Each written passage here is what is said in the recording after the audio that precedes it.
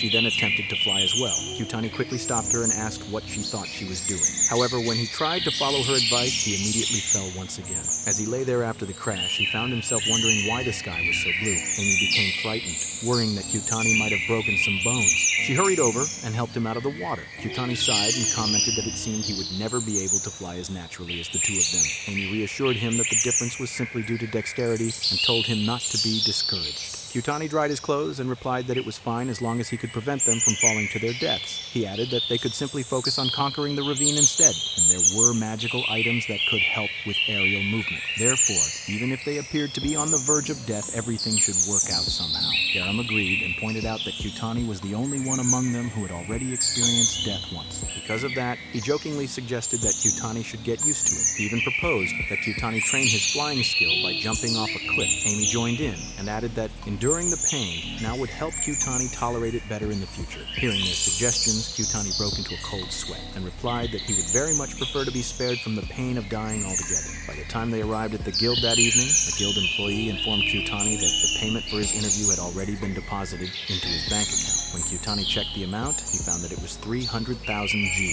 He could not help comparing it to the water stone dropped by the shell crab the other day, which had sold for around 700,000 G. In other words, 3 hours of barely speaking more than a few words had earned him nearly half the value of a shell crab drop. At that moment, Kyutani finally understood why major clans were so eager to push beyond the highest cleared floors. Once they gained enough attention, sponsorships and interview opportunities followed naturally. With those additional sources of income, it became possible to secure financial stability much more quickly. Even though they already had a steady flow of money, Kyutani thought it would be wise to build up some savings. He also began considering the possibility of establishing a clan house for the clan he hoped to form with Amy and Garam. Just then, Amy approached and apologized. She explained that she and Garam had been summoned by their group leader. Kyutani wondered whether they were calling it a day, but Amy replied that they had some business to take care of and would return as soon as possible. After Amy and Garam left together, Kyutani found it unusual. Amy normally disliked formal meetings and gatherings, so her willingness to attend one caught his attention. A short while later, 3 men approached Kyutani. One of them mockingly asked whether he really thought he was better than everyone else after receiving so much attention recently. Since Garam was not around,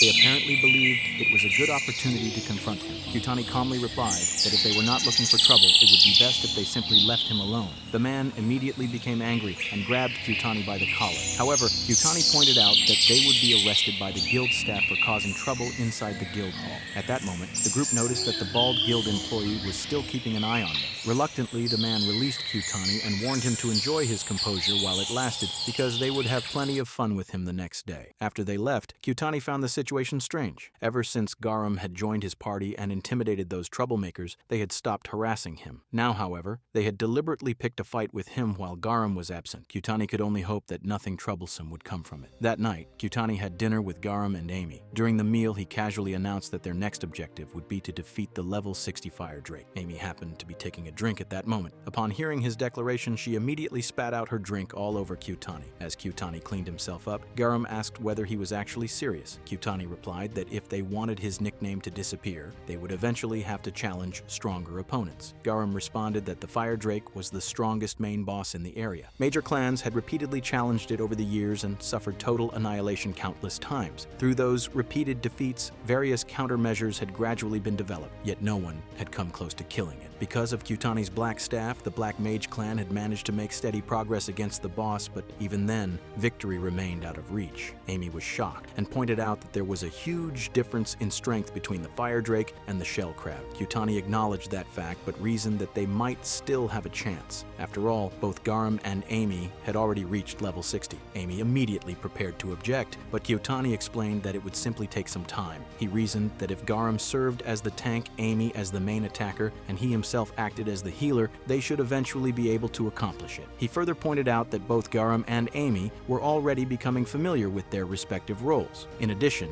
they would likely appear on the live broadcast again, which would provide valuable combat experience. According to the calculations he had made based on the information from the live dungeon, their chances were not impossible. Even so, he admitted that they still had a long way to go before reaching that point. Amy understood his reasoning, but still argued that the goal seemed completely unrealistic. In her opinion, it was something they simply could not accomplish. Kyutani replied that it was merely an objective. Even if defeating the fire drake with only 3 people proved impossible, they could always borrow additional members from the guild when the time came. However, Garam suddenly stated that it would still be impossible. He explained that although clearing floor 56 would place them halfway toward that goal, there was still an enormous gap between reaching that point and defeating the fire drake. Amy agreed and added that they were already lacking one essential member even for their current plans. Rather than argue further, Kyutani decided that they should focus on overcoming the immediate challenges before worrying about the fire drake. After giving it some thought, Amy realized that she had already already accepted similarly absurd goals in the past because of Kyutani's influence. Her expression gradually brightened, and she suddenly became enthusiastic. She declared that they would somehow manage to make it work. After all, they had already defeated the shell crab, so there was no reason they could not eventually defeat the fire drake as well. Kyutani was puzzled by her sudden burst of confidence and wondered what had caused such a dramatic change. In response, Amy explained that she had become serious about the challenge. She added that the entire situation felt unusual,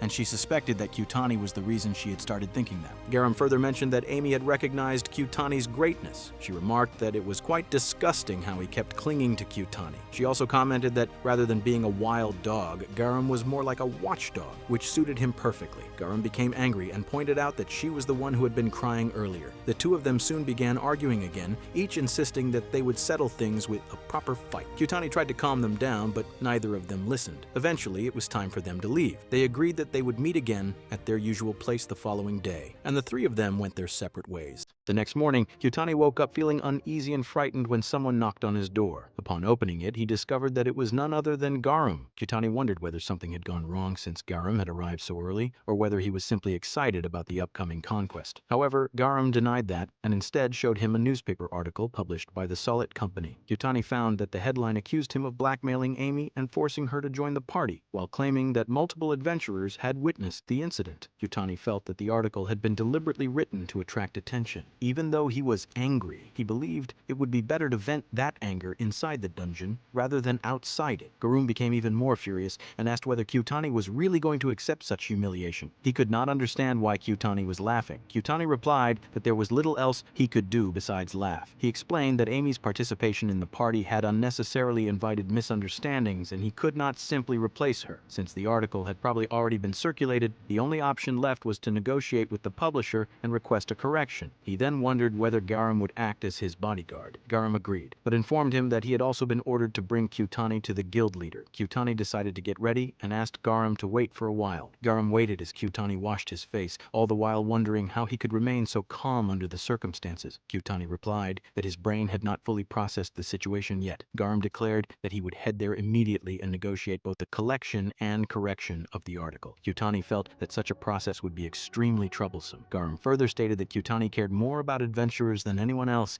even though many of those same adventurers thought poorly of him. Otherwise, he would have already marched over and attacked the people responsible. Looking at Garam's anger, Kyutani commented that it was not such a serious matter. Garam appeared confused and asked Kyutani to listen. He admitted that, when he had first joined the party at the guild leader's request, he had foolishly believed that his role was merely to teach Kyutani. However, as time passed, he had come to regard Kyutani as his equal. Kyutani felt the same way and told Garam not to put himself down, adding that he should value himself more. Kyutani further added that clearing the 50th floor had been possible largely because of Garam's efforts. He reminded him that despite being a knight with relatively low attack power, Garam had always taken on the role of an attacker. Even as a knight, he had worked incredibly hard and had often received praise from arrogant adventurers. Kyutani then wondered whether there was any point in Garam continuing to think so little of himself. Garam admitted that he had always ignored his feelings of inferiority. However, when Kyutani suggested that he take on the role of a tank, those feelings had completely disappeared. He explained that a knight with high vitality was exactly the kind of role he had always wanted to fulfill. That was why he had been so jealous of Amy, whose job was entirely different and gave her a strong sense of satisfaction and fulfillment, something he himself had always longed for. He further explained that there had always been obstacles he could never overcome as a knight. However, when Kyutani showed him the strategy for the dungeon, he realized that a party of only 3 people could accomplish something extraordinary. More importantly, his role as the tank had become indispensable. After saying all that, Garam suddenly knelt before Kyutani. He stated that seeing Kyutani become a laughingstock and watching others mock him made him feel extremely frustrated. That was why he wanted to help Kyutani and believed it would be best to leave the matter to him. Kyutani admitted that he could not fully understand Garam's feelings. He explained that he had never paid much attention to the opinions of others because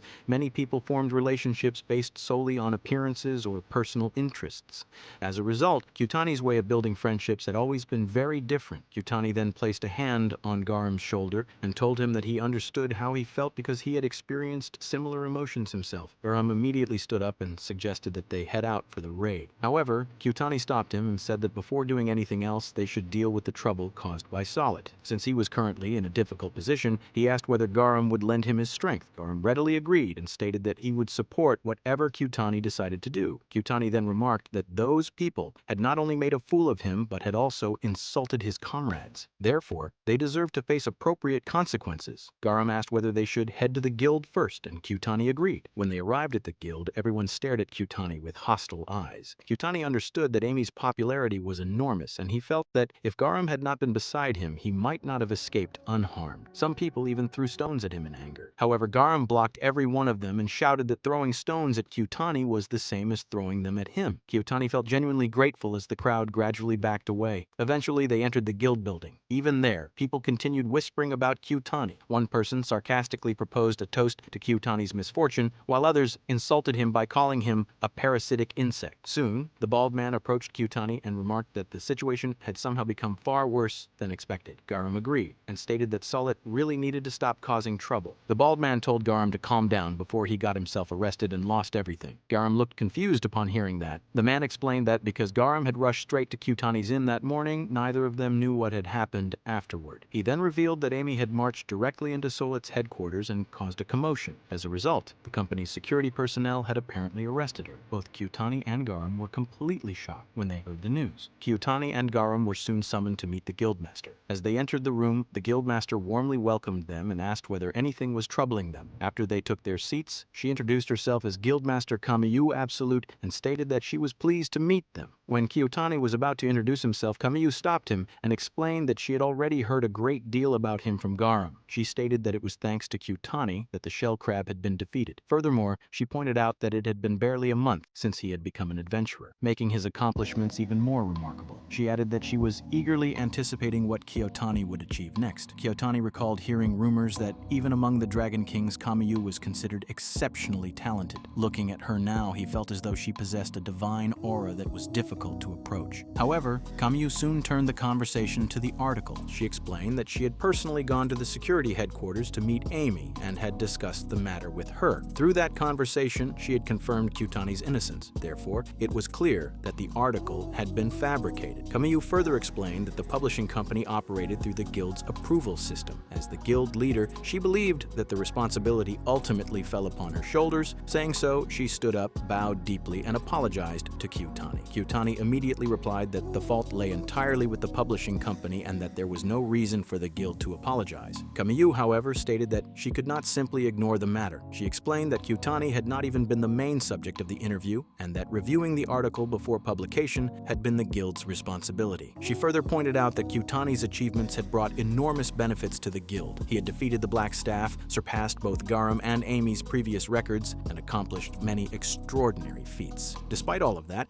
he had been subjected to public humiliation. Because of this, Kamiyu sincerely wished for Kyutani to accept her apology. Kyutani understood her position and asked her to raise her head. Kamiyu gratefully complied. She then informed him that negotiations regarding the matter would take some time, but she would ensure that the publisher issued a correction and amended the article. The discussion then shifted to Amy's situation. Kamiyu explained that after Amy had stormed into the Solid Company's headquarters and caused a disturbance, she had been taken into custody. Concerned, Kyutani immediately asked about Amy's condition. Kamiyu reassured him that Amy had not suffered any injuries. The security personnel had only sustained a few minor injuries as well. She further explained that the company was willing to overlook the incident if Kyutani handed over the magic stone. In that case, Amy would be released within a week. Kamiyu also mentioned that she had received a message from Amy in which she apologized for her reckless actions. Hearing that Amy was safe, Kyutani finally felt relieved. Kamiyu then stated that the real issue now was deciding what Kyutani should do moving forward. Turning to Garam, she asked how the situation outside looked. Garam replied that the atmosphere was extremely hostile and dangerous. In his opinion, Kyutani should immediately be placed under the guild's protection. Kamiyu agreed with his assessment. She further explained that until the situation settled down, it would be difficult for Amy to rejoin their party. There were also methods that could be used to disguise oneself if necessary. She then asked Kyutani what he intended to do. Kyutani responded by asking a question of his own. He wanted to know whether it was possible to hire an attacker through the guild. Kamiyu appeared surprised and asked whether he truly intended to continue adventuring despite everything that had happened. Kyutani nodded and explained that defeating a monster such as the fire dragon would likely solve both problems at once. It would silence the rumors that he was merely a lucky boy and would also expose the fabricated article as nonsense. Kamiyu understood his reasoning but could not hide her astonishment. She pointed out that the fire dragon was a monster that even the Black Mage clan had only managed to defeat after exhausting vast amounts of wealth and effort. She then wondered whether an improvised party of only 3 people truly truly intended to challenge and defeat such a terrifying creature. Kyutani replied that if he could find an attacker on the same level as Amy, he believed everything would work out fine. Kamiyu considered his proposal for a moment and admitted that it would certainly provide them with a powerful bargaining chip. She explained that, to be honest, negotiations were currently very difficult because the publishing company held a position nearly equal to that of the guild. Furthermore, the profits generated by the newspaper articles covering the God Dungeon were enormous. Because of that, it was difficult for her to take strong action against the famous adventurers who were at the center of the article. Kyutani wondered whether there was truly no way around it. Kamiyu then remarked that if Kyutani managed to defeat the fire dragon, he would instantly become a famous adventurer himself. Kyutani understood what she meant. Even so, he felt confident that they could overcome the fire dragon. At the very least, such confidence was not something he had developed after arriving in Labyrinth City. Kamiyu further revealed that she had received reports stating that Kyutani was an orphan. However, there were also rumors suggesting that he was actually the son of a noble from a foreign country, someone capable of using powerful magic and conquering dungeons beyond the known regions.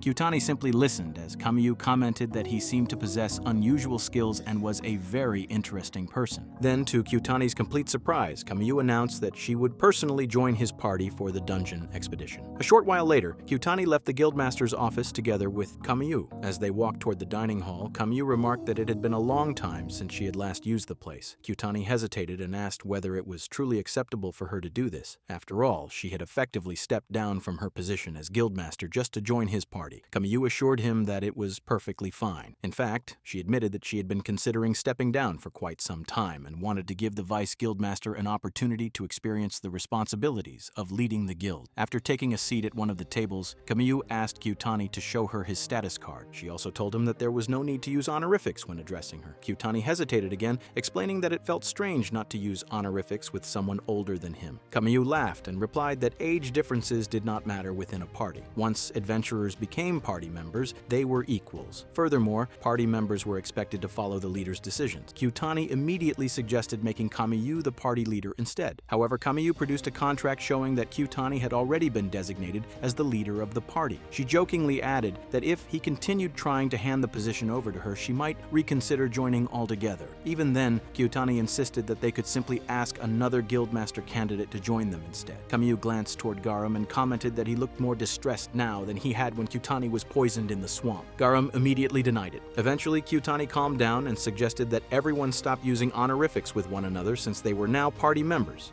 After that, he asked Kamiyu to show him her status card. When Kyutani examined it, he discovered that Kamiyu was level 67. Her overall statistics were even higher than those of both Amy and Garum. Her class was listed as broadswordsman. However, one particular skill caught his attention.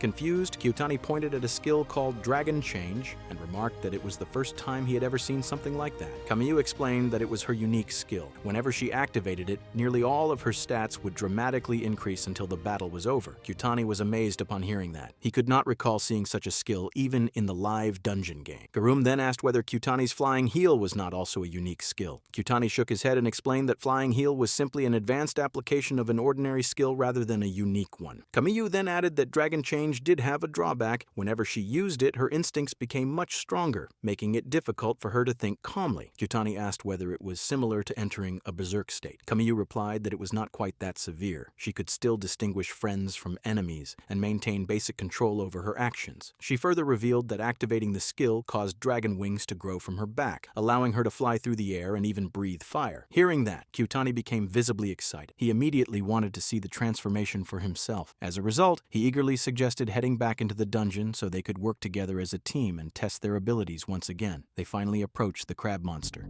Kyutani thought that this was exactly how it was supposed to be, as it would allow them to see how they needed to work together. However, he still wondered why they were challenging the shell crab again. Kamiyu was full of excitement and felt that it should have been her line to see how things would turn out. Kyutani instructed that after Garam used Combat Cry, Amy should launch a surprise attack from behind. She agreed, and as soon as Garam activated Combat Cry, Kamiyu rushed forward with her sword and struck the shell crab. She quickly realized that its shell was extremely hard, but she followed up with another strike that forced it to stagger backward. Kyutani even asked Amy to step back, and she realized that this was the strategy he had been talking about. Garam was drawing the shell crab's attacks while Kyutani Kyutani continuously cast haste and heal on him. Amy understood that Kyutani was supporting them from above with his flying ability, allowing the attacker to focus entirely on offense without worrying about defense. So this was how the strategy was supposed to work. However, while she was listening and observing, she found it difficult to fully concentrate on attacking. Kyutani apologized, admitting that he had mismanaged haste. He asked Kamiyu to hold back her attacks a little more and informed Garam that he would stop casting haste for the time being. He knew that even a single attack from Kamiyu was already incredibly powerful, and because she had accumulated too much haste, her attacks were likely already being suppressed. If things continued this way, the situation would only worsen. Garam was becoming increasingly frustrated because he could not maintain the monster's attention while Kamiyu was growing exhausted from constantly being targeted. Garam activated Combat Cry once again, but suddenly collapsed. Kyutani realized that Garam had exhausted all of his willpower and could no longer use the skill. Now it had become a battle between Kamiyu and the shell crab. Kyutani continued casting haste and heal to support her. As he did so, he reflected that he had only explained the tactics verbally and had expected Kamiyu to understand everything immediately. He considered that decision extremely foolish. He realized that Kamiyu should occasionally stop attacking while Garam gradually rebuilt his willpower and accumulated haste. Kyutani also recognized that he had based his entire plan on Amy's abilities and had relied too heavily on heal, which had caused the shell crab's hatred to shift toward him. Therefore, he decided to leave the others to rest while he dealt with the consequences himself. Since the mistake had been entirely his fault, he intended to recover from it on his own. Eventually, Kyutani drew the shell crab's attention and became its primary target. He continuously dodged its attacks, and there was even a moment when he felt that he might die. However, Garam suddenly stepped in, activated Combat Cry, and redirected the monster's attention. Kyutani was drenched in sweat as he reflected on how badly things could have gone. He vowed never to make such a mistake again. Afterward, he took charge and instructed Kamiyu to begin making heavily restrained attacks, while Garam slowly pulled the monster's attention toward himself. Kyutani knew that this approach would make the battle much safer. He explained that if the monster's hatred shifted toward Kamiyu, Garam should rest and recover his willpower. Once he had recovered, he could regain the monster's attention and continue controlling it. Meanwhile, Amy was instructed to rest whenever necessary. Kyutani explained that they would continue repeating this cycle, gradually wearing down the shell crab while minimizing the risks to everyone involved. Kyutani thought that the battle had finally become much safer. Kamiyu remarked that the strategy felt excellent and commented that it was exactly what she had expected from Kyutani.